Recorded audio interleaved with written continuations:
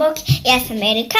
Danas ću vas naučiti kako napraviti ovakav cvjetić od običnih onih gumica za pletenje narukvica i tih priveska.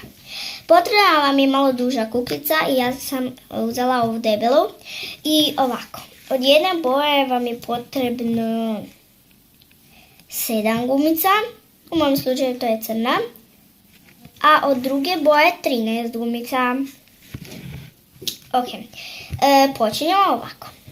Uzimate jednu gumicu, ovako, zamotamo je 3 puta, ovako. I od onih kojih ima 7 treba biti. Ovako, sad uzimamo 2 gumice od ovih kojih ima 13 i stavljamo na heklicu ovako. Ovo provučemo, tako. I ovo sad malo ovako spustimo. Još što imate na prstu, stavite tu, tako. Ovako. Takvih trebate imati 6 takvih nekih, nemam pojma kako se to zove, dijelića.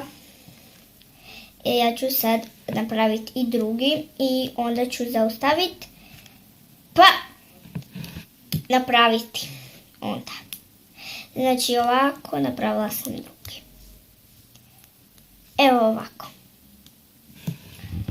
I ja vam se javim dok napravim tih 6.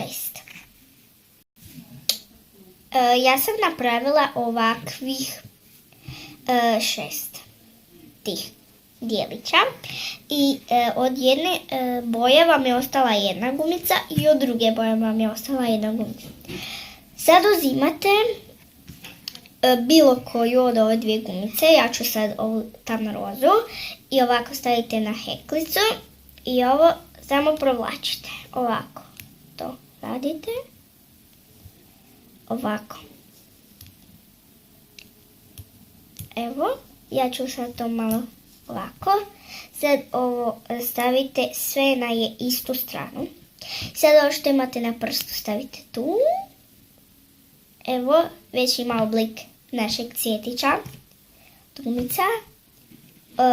Stavljamo drugu gumicu i ovo provučemo ovako. Nadam se da se vidjelo. Stavimo ovo što imate na prstu. I čvorić je lagano napraviti. Znači ovu iza preko ove naprijed i